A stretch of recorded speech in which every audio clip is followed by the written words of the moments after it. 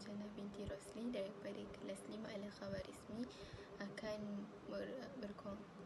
mengongsikan tentang khasiat sayur-sayuran.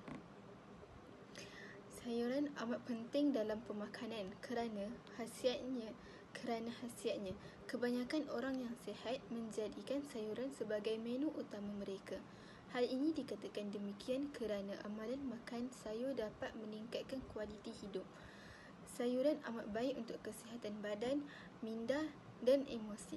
Sayuran hijau seperti sawi, timun, laman dan kacang panjang mempunyai khasiat yang tersendiri di dalam tubuh. Kajian menunjukkan bahawa risiko penyakit berbahaya dapat dikurangkan dengan makan sayur dalam menu kerana sayuran amat kaya dengan serat.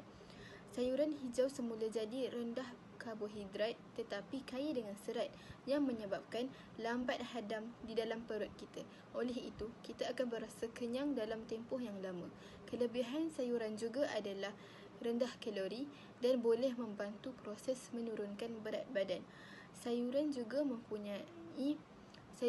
mengandungi banyak air yang dapat membantu mengelakkan kelembapan badan. Kelembapan badan penting untuk kecantikan kulit dan rambut. Antioksida seperti vitamin C dalam sayuran pula membantu tubuh menghasilkan kolagen untuk mengurangkan risiko penyakit artritis iaitu radang sendi. Setengah sayur hijau seperti kailan amat tinggi kandungan kalsium yang membantu menguatkan gigi dan tulang. Tulang yang sihat dapat mengurangkan risiko penyakit tulang rapuh iaitu osteoporosis. Sayuran hijau seperti bayam juga mengandungi beta-karotena.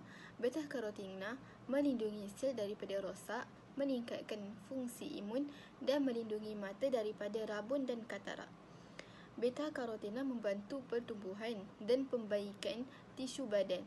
Kajian turut mendapati bahawa pengamal sayuran dapat hidup lebih sihat dan cergas. Secara amnya, setiap sayur-sayuran mengandungi pelbagai kandungan yang boleh mencegah pelbagai jenis penyakit. Pengambilan sayur-sayuran dapat mengurangkan pengambilan ubat sintetik yang mempunyai kesan sampingan. Walau bagaimanapun, kita masih kurang mengetahui khasiat yang diperolehi akibat pengamalan sayur-sayuran kerana kurangnya pendedahan yang diberikan.